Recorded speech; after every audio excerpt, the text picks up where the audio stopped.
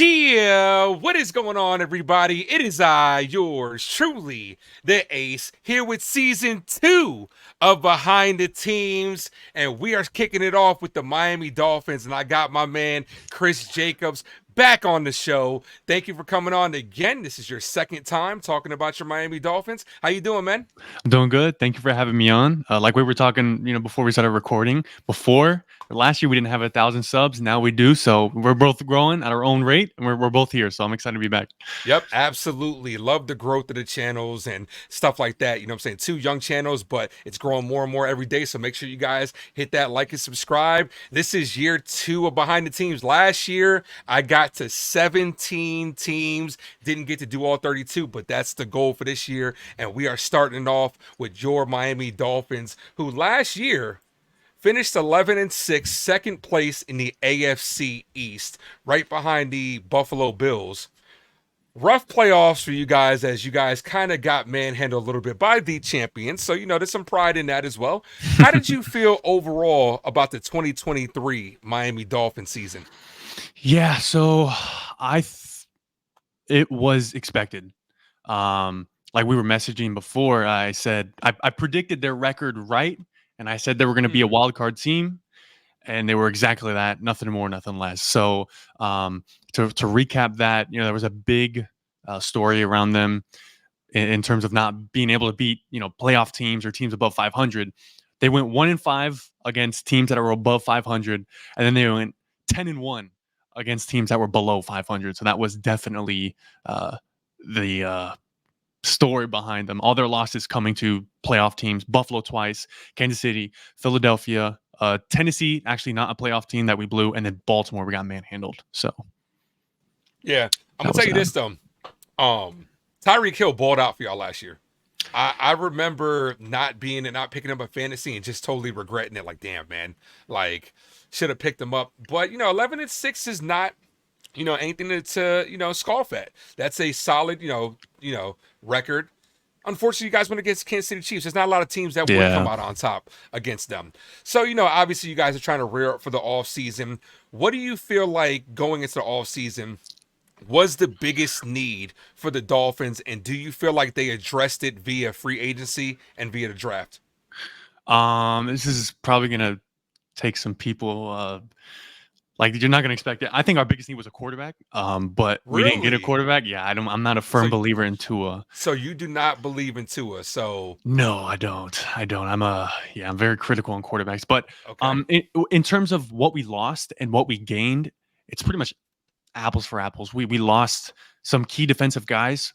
We also got some really good defensive guys. I have here what we lost. So obviously, I think the biggest piece we lost defensively was Christian Wilkins, one of our best D linemen. He went to the Raiders on a nice deal.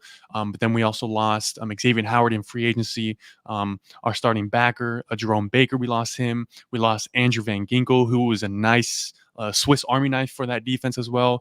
Brandon Jones, and then Deshaun Elliott, we lost him. But then we also got Jordan Brooks. I'm reading off the list. Jordan Poyer, Shaq Barrett, and a couple other guys. Anthony Walker from Cleveland on a cheap deal. So we got some guys defensively to make up for that. But to answer your question, I did answer your question because I think the biggest need was a quarterback, but we didn't go out and get him. But one thing before we move on. So Mhm. on Twitter all last season, I constantly said Tua is not the quarterback for the Miami Dolphins. Like, and Mm. what I mean by that is like he's not going to go win us a Super Bowl. We will never be legitimate title contenders with Tua as a quarterback. So Mhm. that being said, everyone ridiculed me, told me I'm not a Dolphins fan, told me I'm an idiot.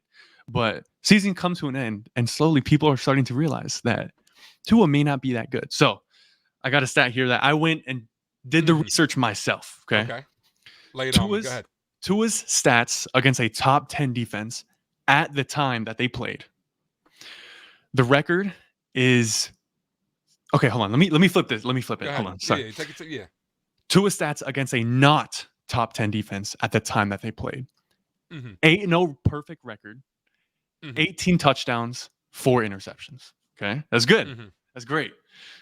Tua's stats when he plays a top 10 defense: a 3-4 record, 10 touchdowns, and 8 interceptions. Hmm. So in lies the problem of Tua Tagovailoa. When we play good teams, he doesn't play well. When we play bad teams, he looks like an all pro. So Yeah. that's kind of just what I wanted to touch on. That was kind of the mantra, like you had mentioned earlier, the mantra of the Miami Dolphins. But you guys got some weapons, man. Yeah. You have obviously Tyreek Hill, Jalen Waddle, Achan kind of emerged on the scene last year, but Moister, I did end up picking him up in fantasy. He went off. Yeah. He was going off for you guys as well. So you definitely have the weapons. Am I gonna go as far as saying Tua is the problem? I'm not gonna go that far saying you watch more of it than I do, so I'm gonna say, you're probably more inclined to talk about that. But why do you think like Tua just can't get it done against the good teams? Because obviously, game plan and stuff like that, that stuff matters. You know what I'm saying? The weapons and personnel also matters. So you think that Tua is just the reason why you guys can't get it done? That's my personal opinion. Yeah, I mean, the NFL is tough. I'm not just trying to sit here and say I could play in the NFL and play better than Tua because Yeah, that no, is we're not saying that. Yeah. absolutely wrong. But in terms of when you play the better teams, he just doesn't play how he needs to play. I mean, it's just plain and simple. I mean, Hmm. when you have a Tyreek Hill, when you have a Jalen Waddle, when you have, I don't even want to throw this name in the same category, but Braxton Berrios, when you have speed guys, and then you have Hmm. Devon Achan, Raheem Mostert, a top 10 defense, and then a good offensive line, you as the quarterback should be able to distribute the ball where you need to be. Now, I'm not saying it's all his fault, but I think most of Yeah, the blame goes to Tua because he touches the ball every single play of and course. he has to decide where to go with the football unless it's a run, he just hands it off. But the stats don't back it up. Like they just don't, unfortunately. So Yeah. I just have a feeling this is going to get a lot of backlash from Dolphins fans. They're going to be in that's the fine. chat. That's Hey, fine. we're all for it. Yeah, so quarterback is the biggest need. Okay. So draft, how do you think you guys did draft wise and free agency? I'm gonna be honest. Draft didn't really pay much attention. Okay. I'm not a big draft guy outside of the top 20 picks. Okay. I don't know why, but free agency. I want to like I mentioned before, like we lost guys, but then we also got guys. So like I mentioned, it was apples to apples. I think we got what we lost, maybe a Hmm. little bit more. One of the biggest pieces we got was OBJ. Yep. I was He's about to not the mention that. same as he Yeah. was, but nonetheless, your third wide receiver on the team going to be OBJ. We got him for 1 year, 8 million, but three 3.75 million of that is guaranteed. The other five Yeah. million is incentive. So in my opinion, that's a steal. Of course. So we got him and upgraded. I'm looking at some of the guys upgraded the defense, got some more depth. And then in terms of the offense, we got Jonnu Smith from Atlanta. So I Hmm. think that's a solidified tight end. I don't want to say top 10 or whatever because that's, anyways. But we got a good tight end. Last year we had Durham Smythe and one other guy, but got a decent tight end. So yeah, OBJ isn't practicing. Well, he's practicing, but he's not doing contact. Yeah. Mike McDaniel came out and said that he wants to save his body for the regular season, which completely understand. And then one of the bigger pieces for Miami was we got rid of Vic Fangio. Okay. A lot of the players came out and really unleashed on social media once he was gone. Apparently, in the locker room in the facility, a lot of the players didn't like him. His scheme is very difficult. I don't know what the scheme is, but that's what the players have said, that it was Hmm. very difficult.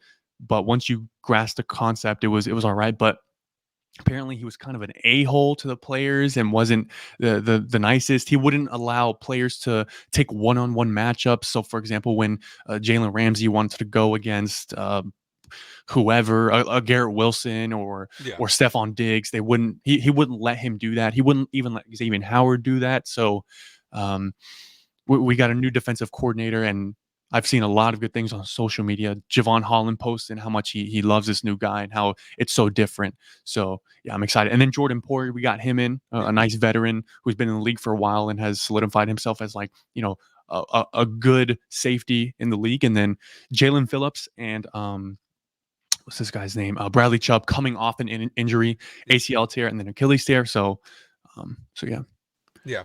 I think you guys got a solid team. yeah, for sure, for Definitely a sure. solid team. Definitely a double-digit win team is what I'm going to predict. To your point of Odell Beckham Jr., I completely agree with you. I think that was a good signing, Yeah, very cost-friendly signing. It's only 1 year, so if it doesn't work out, you can let him yep, go. But he's not expected to be the number one guy. You have Tyreek Hill, who's the number one. You have Jalen Waddle, who's a good number two. Odell Beckham Jr. can, kind of line up anywhere on the field as well. So he's another guy that who are you going to double? right. But this is and then with those two running backs as well, Achan. Who do you expect to get more of the touches this year? You think Achan's getting that starting role? What do you think? I don't know. It's tough, man. I really like Mostert, and he's done the dirty work. I think it'll be 60-40, Mm-hmm. Mostert 60, HN 40. But depending on how the season is going, I think you might see HN start getting some more reps in there. Unfortunately, well, not unfortunately, it's just because I'm such a fan of Mostert. His Yeah, story, going to San Fran, all that other stuff. So I really like him. But he is getting is up there too. He's 32 years old, and yeah, that's really old for a running back.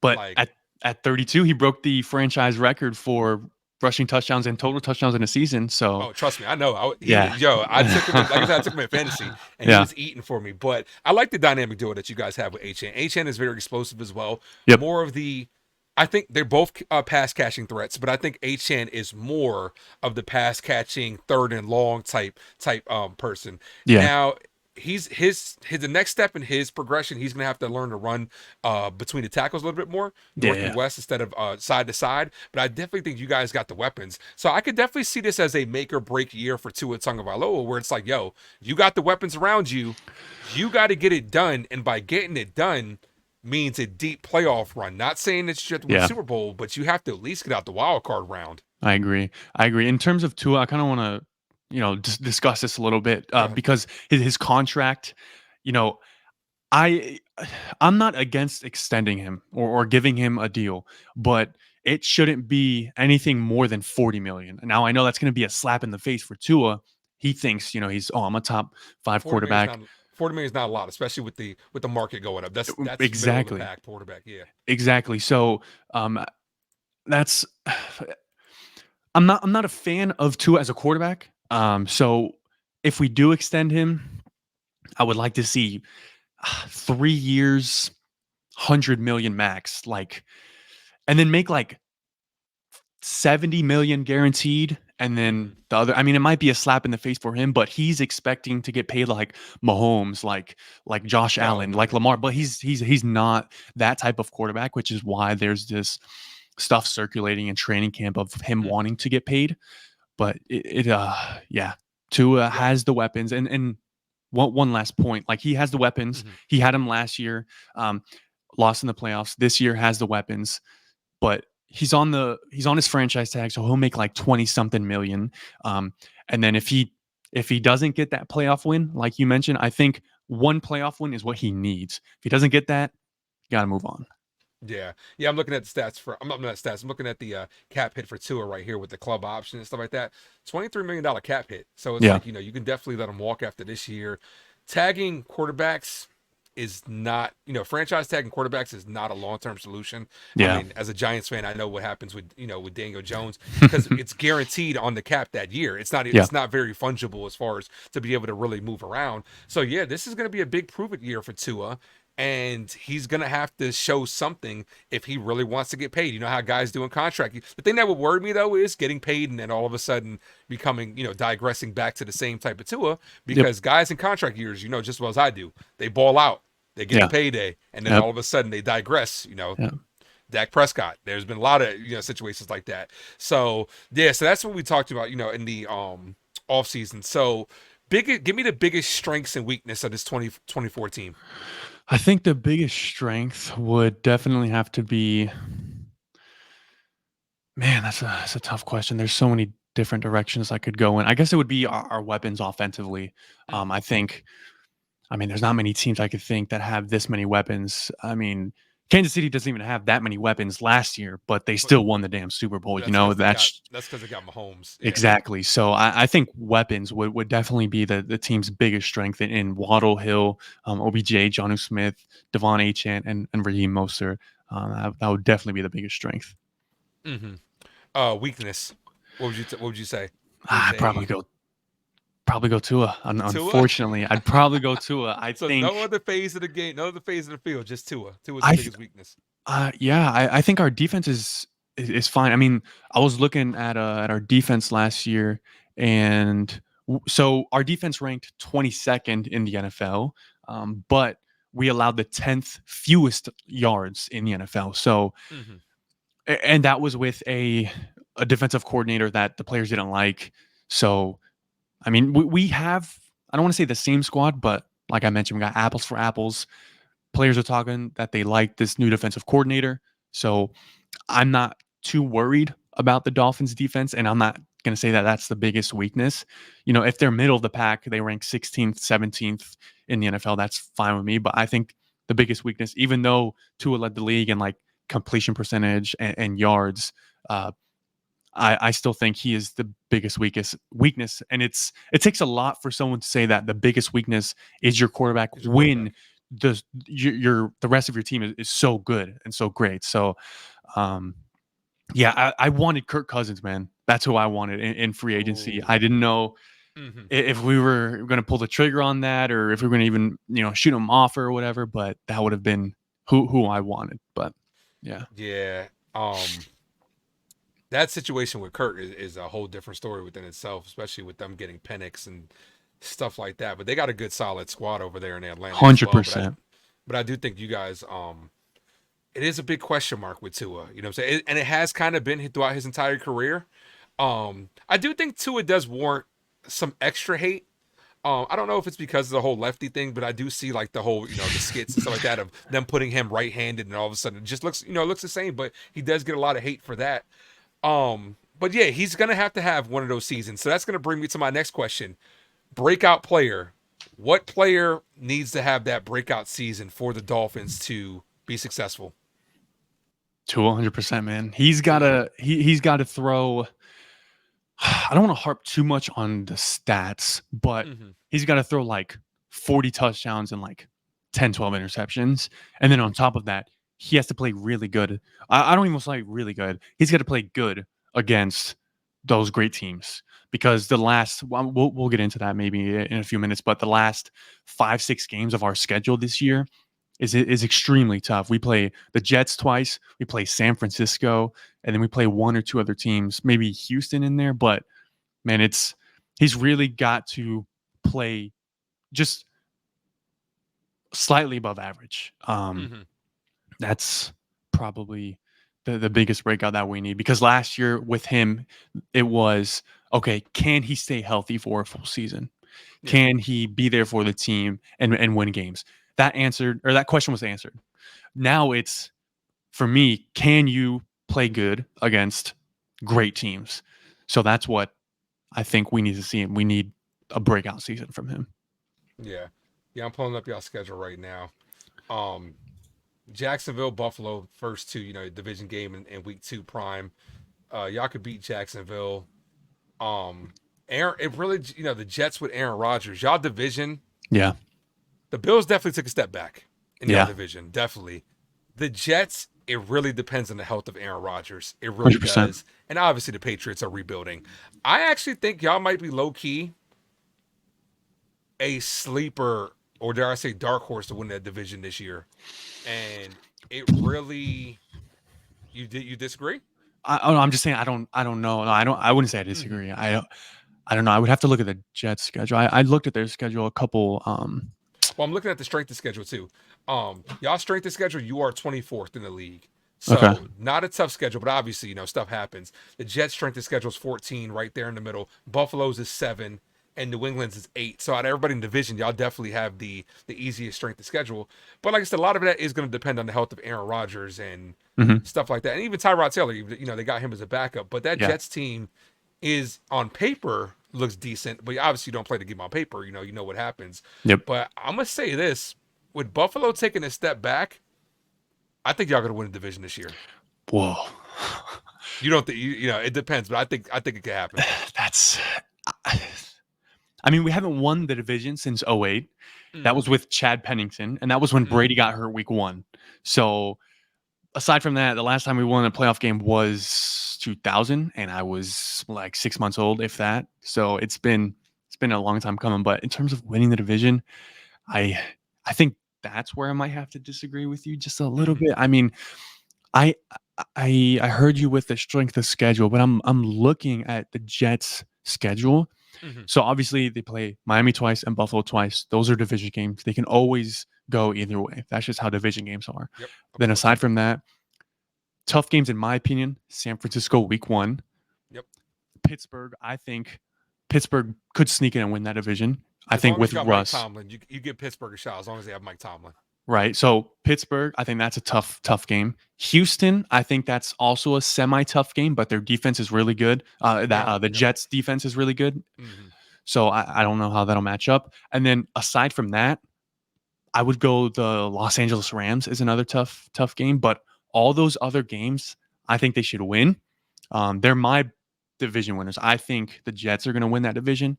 Mm-hmm. Um, I think if we're going to give some predictions, I think the Dolphins are either the 7 seed or they miss the playoffs. I don't think Mm. they can win the division. God, dude, the AFC is so stacked, man. I mean, Yeah.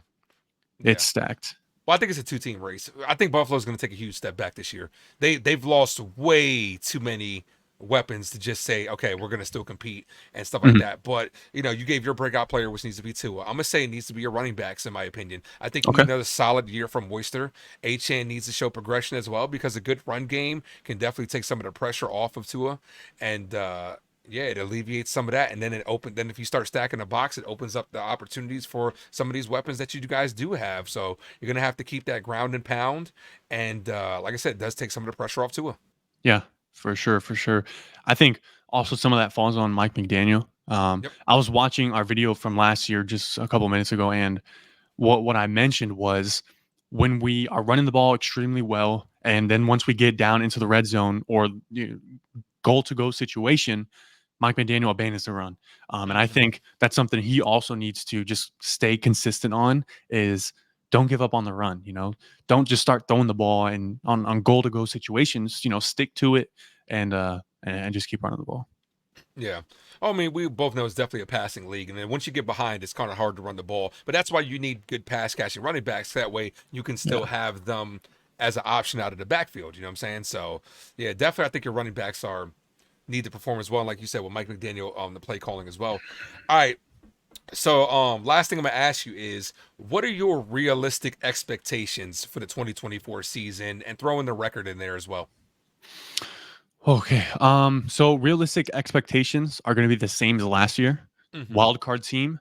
Mm-hmm. Um, And I mean, man, this schedule is tough. Those last 5 weeks, we go Green Bay, who I think is going to be a great team. Yep. The Jets, Houston, San Francisco, Cleveland, and the Jets. Mm-hmm. So those are 6 tough games. We'll be lucky to even to split those. Um, I would probably go since we're not going game by game. 9-8, 10-7. That'd probably be my prediction Okay. in terms of record. I Which would guess. be Go ahead. which would be one off from last year. So Right. Yeah, last year I said 11-6 and they finished 11-6. So yeah. we'll see. I think honestly, I think we split Buffalo. We haven't beat I think we beat Buffalo once 2 years ago, but aside from that, we have been losing against Buffalo ever since Josh Allen entered the league. So I think we Mm-hmm. finally split one.